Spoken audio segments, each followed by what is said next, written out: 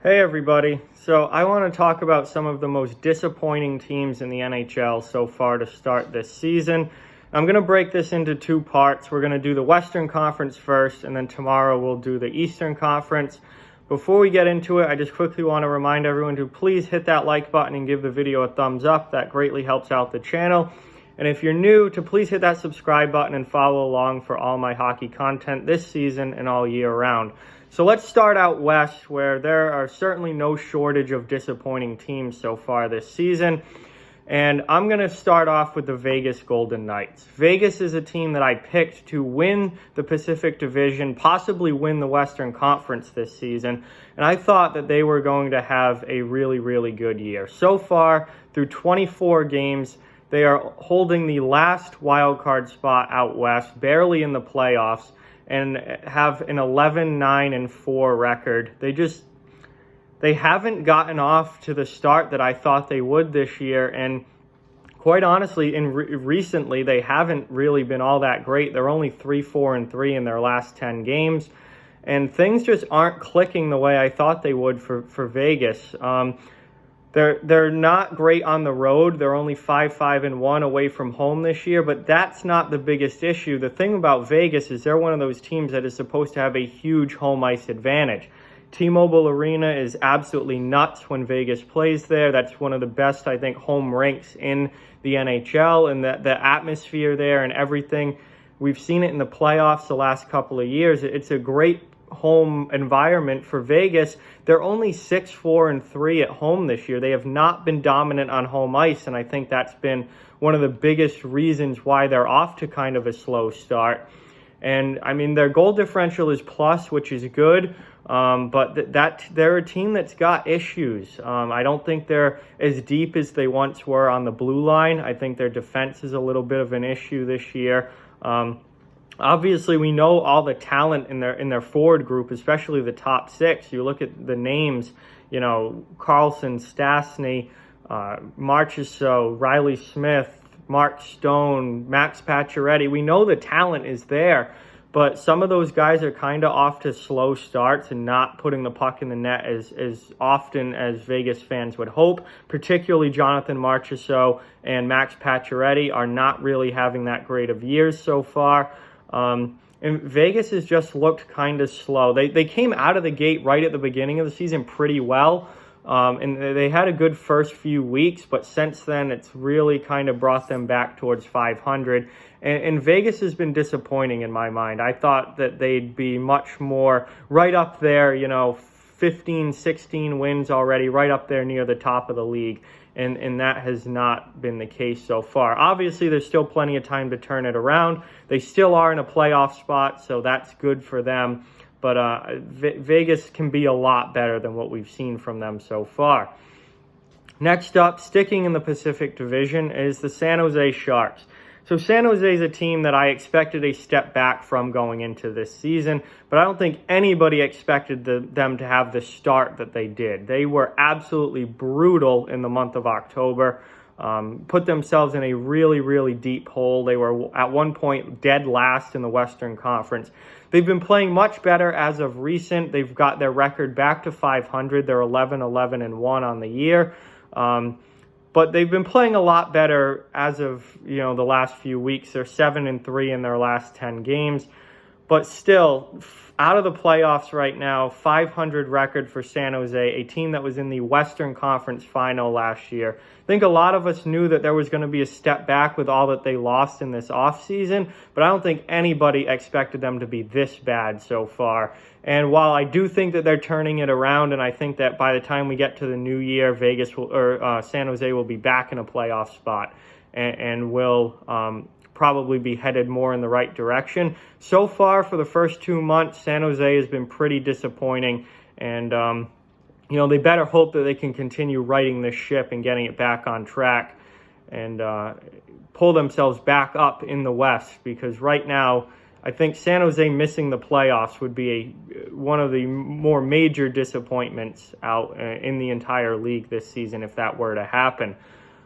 Next up, and maybe, I don't know. This is a tough one between the last two for who is the biggest disappointment in the Western Conference right now. But the Calgary Flames have got to be up there. Calgary was a 107-point division-winning team last year. And so far through 25 games this year, they are 10, 12, and 3, only 23 points, out of the playoffs by 3 points right now. And really, things have not been going well as of recent for Calgary. They've haven't gotten a point in their last 5 games. They're 3-6-1 in their last 10, and things seem to be falling apart in Calgary right now. And there's huge trade rumors going around about the Flames possibly trading Johnny Gaudreau. Just no one is really having a great season there. Their goaltending has been a little suspect at times. Cam Talbot is absolutely horrible. He shouldn't even be in the league anymore, in my opinion, given how he's looked the past 2 years with the Oilers and now what he's doing as the backup in Calgary. Talbot shouldn't even be in the NHL. David Riddick, I don't trust him as a full-time starter. I said that going into the season. I wasn't sold on him as being a full-time starting goaltender. He had good stretches last year. He also had bad stretches last year, and he hasn't been able to carry this team the way that they've needed him to. The blue line is extremely thin. This was a team that had a thin blue line going into the season, and now through injuries, their depth that they really don't have has gotten significantly tested, and they are failing the test.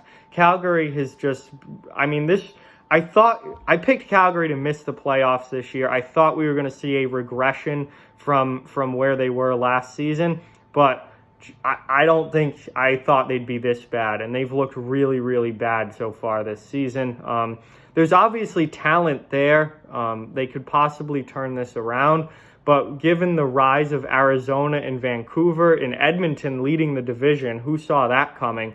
I also think that Vegas and San Jose are going to end up being playoff teams. That is certainly going to leave Calgary on the outside looking in. So they've not gotten off to a good start. I think that they are a team that's in trouble. I don't like their defense. I don't like their goaltending duo at all. I think Calgary misses the playoffs this year. And after having over 100 points last season, that is obviously a huge, huge disappointment. And moving on to probably the biggest disappointment in the Western Conference, and maybe even in the NHL right now, the Nashville Predators. 9-9-3 through 21 games. Currently the third worst team in the Western Conference. They've lost 4 in a row. They're 2-6-2 in their last 10 games. And Nashville is a team that I not only thought would win the Central Division, but I thought they were probably one of the top 3 Stanley Cup contenders going into this season. Thought after the first round loss in the playoffs last year, I thought they were going to come out on fire this season. Really, upset with how things went last year and how things ended. And I thought they were going to come out with a chip on their shoulder and ready to take the league by storm. They have not done that at all. They've been really, really disappointing to start this year. The addition of Matt Duchene, I thought, was going to really boost that team offensively and bring them up with some of the best offensive teams in the league. Obviously, they've got great goal scorers in Philip Forsberg and Victor Arvidsson, but things just aren't going well. And honestly, the problem hasn't necessarily been offense for Nashville. It's been defense. I mean, obviously, they traded PK Subban in the offseason, but they still have Ryan Ellis, Matthias Ekholm, Roman Josi, Dante Fabro stepping up now in his first full NHL season. And then they've got good bottom pair guys as well with Dan Hamhuis, Matt Irwin, Yannick Weber. They have a deep defense, and they should be a good defensive team. They've given up 74 goals already this season. Pekka Rinne looks like he's certainly on the decline as he gets older and older, and he's certainly up there in age now in his mid to late 30s.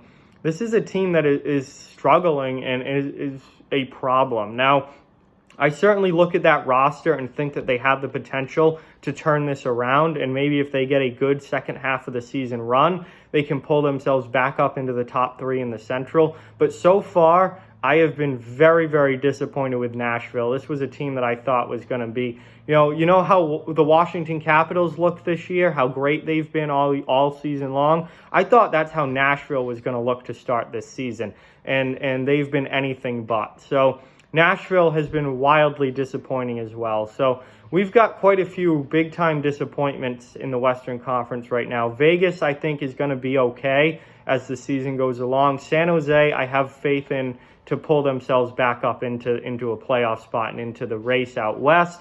Calgary and Nashville, though, I am really worried about.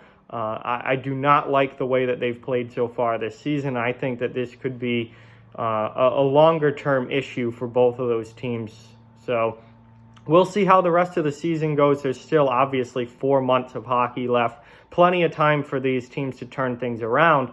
But the first 2 months have not gone their way at all, and they've performed significantly less than I thought they would going into this season. So with that, like, comment, share, subscribe, follow on social media. All those links are down in the description below. If you'd like to further support the channel, the links to our Patreon and merchandise store are down in the description as well.